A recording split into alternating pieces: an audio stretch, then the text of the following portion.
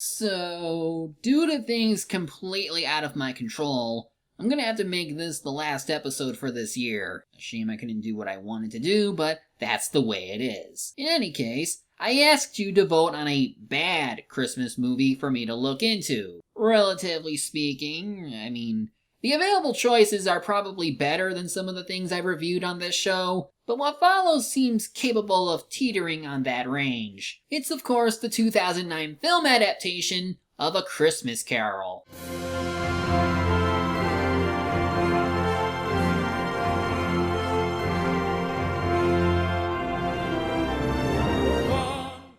This story has been adapted so many times now, but for Disney, this would be their third attempt. It uses a lot of motion capture, something that was around for decades, but only recently used to great effect by Robert Zemeckis, a longtime director of some amazing movies released since the 1980s. He took his digital animation know-how from his past works, like Polar Express and Beowulf, and applied it to our classic Christmas story for more visual and cinematic flair, as he believes. Yeah, because a shinier coat of paint is what's missing in our retellings of A Christmas Carol. It has nothing to do with themes like redemption and renewal, right? But hey, maybe Robert could still bring something new to this timeless story. Let's see if I'm wrong about putting this up as an option. It opens with a colorful display of a book on a table and a small Christmas tree nearby. It's all good, but then the book opens to reveal that Marley was dead! Oh no, not Marley! Though I suppose if this was my first time seeing this story, I wouldn't know who this is or why the movie would make him a focus. And to double the displeasure, we even get to see the body. Oh ho! But anyway, this is actually quite faithful to the book, which starts the exact same way. Our main character, Scrooge, learns of his business partner's death and signs the death certificate. Stop!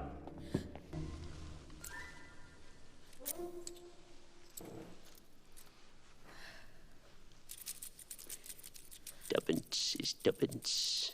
Now, Scrooge in this movie is played by Jim Carrey. This is one of the few roles that I know of where he's more down to earth than his usually comical self. It's not just the voice, but his whole posture by motion capture really communicates the bitterness and distance that the character is famous for. But still, something about how the CGI in this movie feels lacking. Maybe it's just an old memory I had regarding this subject and some of the movies Robert has done, but this really looks like it could have been a live-action movie. Unlike the Polar Express, which has some fantastical locales, the setting for Zemeckis' Christmas Carol feels mundane and ordinary, at least until the ghosts show up. But for now, Scrooge is going about his everyday routine, which includes being a dick to anyone trying to be nice towards him.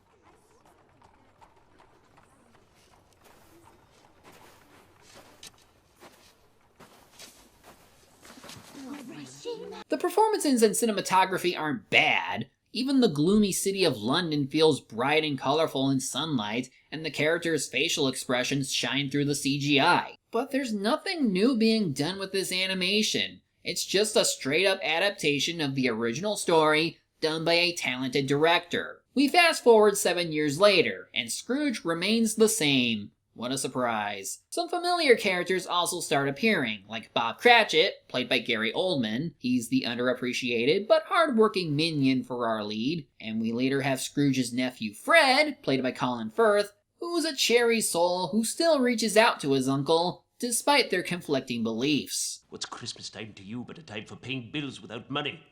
A time for finding yourself a year older and not a penny richer. Although it has never put a scrap of gold or silver in my pocket, I believe it has done me good, and I say God bless it! And then, of course, Scrooge rejects the two gentlemen asking for donations on behalf of the poor. As he would say, those fools should die off and decrease the surplus population. So far, everything is playing off right down to a T. That's too bad, since other adaptations usually try to throw in a twist to subvert the audience's expectations towards a story it has known so well. I've done a review on A Muppet Christmas Carol, and its novelty is telling the story with Muppets. And had I done Mickey's Christmas Carol, it would have done the same trick with its characters. And I should probably mention Scrooged, which is done in a modern setting. I guess what I'm trying to say is, A Christmas Carol with super duper motion capture isn't novel or different enough. Yeah. Why does everything seem to happen to me?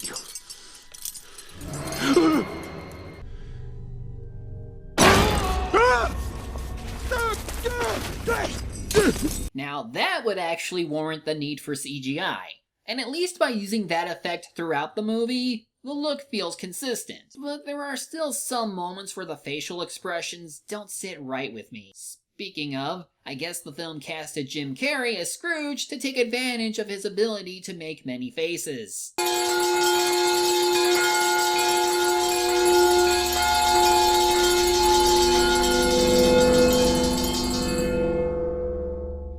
You could say this helps keep the story from being too dark, since, well, this version takes more darker turns compared to other adaptations I've seen. This again is Robert Zemeckis trying to follow the original story and giving it the cinematic vision that Charles Dickens might have wanted, but I think the treatment here is slightly overdone. It's all still a house.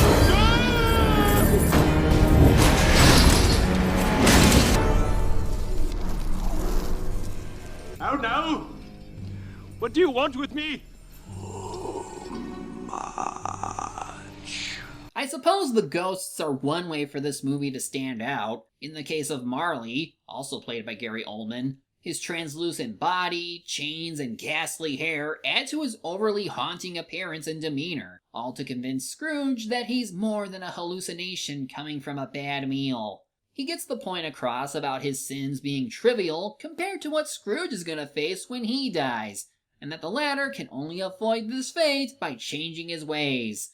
With 3 spirits visiting, here's hoping they can change him before it's too late. And as a last gesture, we get this wonderful sight.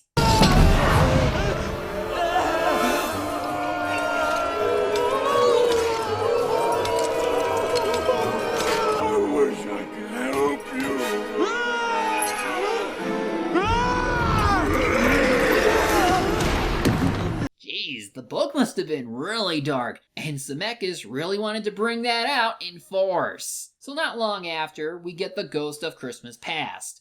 In this version, it's a candle with a flame head. I should mention that all the ghosts are also played by Jim Carrey, and while it's a different approach to have the past ghost be some candle being, I can't help but find it rather awkward, like I'm looking at a superimposed face on a flame. I am the ghost of Christmas past. Long past? Your past. As for how the ghost can transport Scrooge into the past, well, at first it seems pretty standard. The ghost flies him back in time. I kinda thought there would be a reenactment of that scene from the poster art. It'll be there, but for now, it plays out the usual flashbacks, like Scrooge being a lonely boy who's away from his family, which hints of a possibly abusive father. Father is so much kinder than he used to be. He spoke so gently to me one night. I was not afraid to ask him if you might come home. And his time working for Fezziwig, played by Bob Hoskins. Come on! 6! Come on! 6 o'clock! We're going to be here soon! Here is also where we see Scrooge's engagement with Belle at one point, and it plays out like most other adaptations. But at least this sequence is well shot, and you do get the sense that Scrooge was once like everyone else before his wealth obsession caused his life to go downhill. Old Scrooge is left to wonder about what could have been, but the ghost has to be rather weird at the end. Hunt me no longer!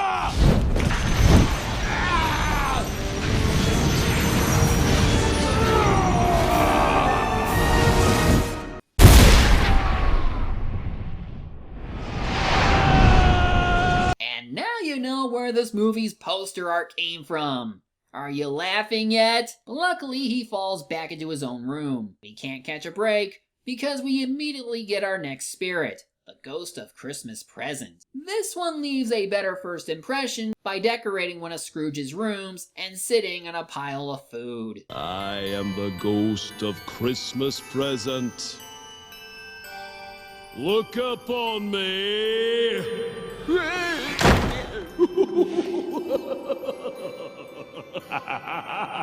His laughter might not be good, but I do love how he trolls Scrooge with his method of transport. They just fly around with that one room and observe the city of London from on high.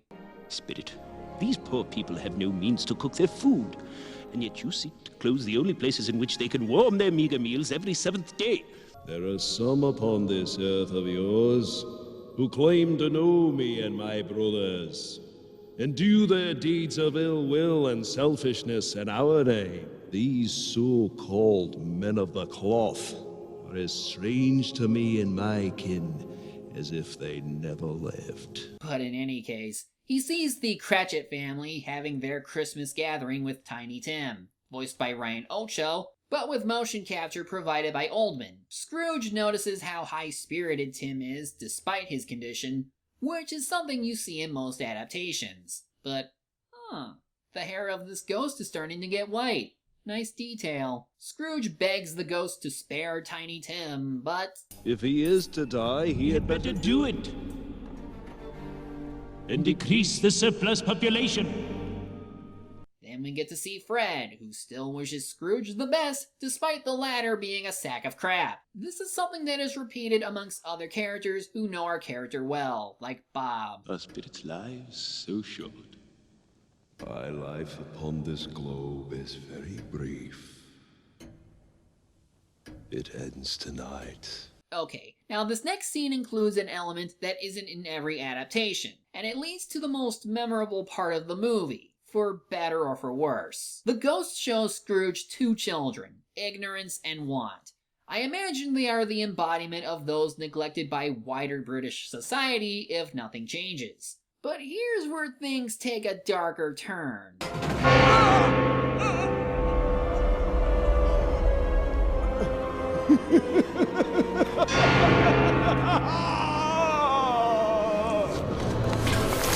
Have they no refuge?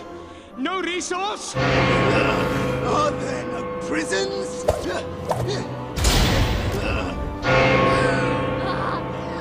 there no workhouses? Like, what the hell? In the book, the spirit gives his warning, then disappears, leading to the final ghost. This just seems like overkill, and something that should have been saved for the final ghost. The Ghost of Christmas Present should have been limited to extolling the wonders of Christmas as a time to celebrate and spread goodwill. Not have him maniacally laughing as he turns into a skeleton. Like, jeez. But speaking of, here is the Ghost of Christmas yet to come. Silent and creepy as always. Scrooge asks him to lead him on, but he doesn't get a response. Instead, he soon gets a jump scare!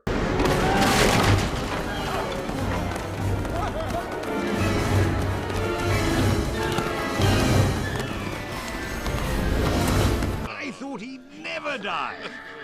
What's he done with his money? He hasn't left it to me. That's all I know. Someone died. Let's be snooty about it. As if the movie didn't try enough to be dark, let's throw in some demonic horses that go after Scrooge. At least it's fitting for this ghost, but if the whole point of this visit is to change Scrooge's ways, killing him at the very start might be counterproductive. At this point, this scene feels more like an opportunity to show off the cinematography than, telling the story. Especially with how long this goes on, these attempts to scare the audience just get tiresome. Just get to the point! Finally, the movie shows us the stuff that actually happened. Some of Scrooge's workers get a piece of his property for ill-defined reasons. We learn Tiny Tim is dead and how the family is grieving. And finally, Scrooge is dramatically taken to his own grave. And honestly, the dramatic tone works well here. Why show me this if I'm past all hope? Spirit! Spirit, assure me that I may change these shadows you've shown me. Change them by an altered life. Help me! Spirit! Help me, Spirit! It reminds reminds me of that one bit in Mickey's Christmas Carol, where Scrooge is being dragged to hell for his aberrant behavior. If this ghost saved his doom horses for this moment, this sequence would have really hit home, and really show that if you don't change now, you're gonna die.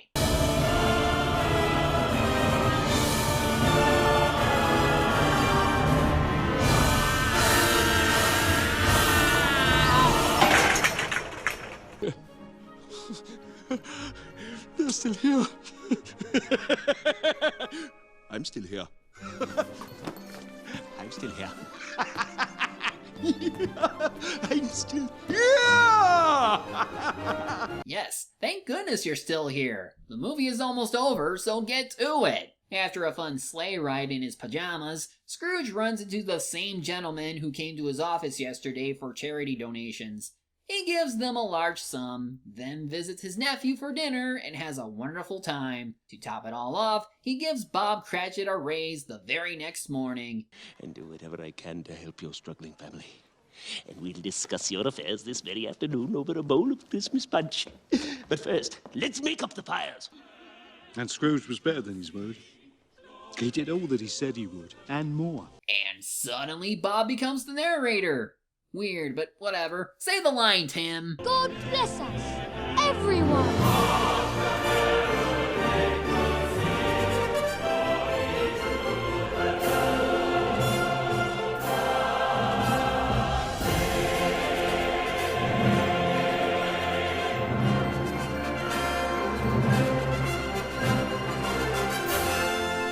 Alright, so this version of A Christmas Carol is harmless, but unnecessary. Disney doesn't just have one older adaptation that significantly outshines this one, it has two.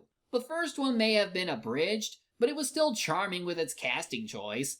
And the second one had Muppet shenanigans and Sir Michael Caine, whose menace and pathos resulted in one of the best Scrooge performances ever. This version tried being more faithful to the book and attempted to use motion capture to pull off things that couldn't be done otherwise. But it's that same sort of effort that made this movie overstay its welcome.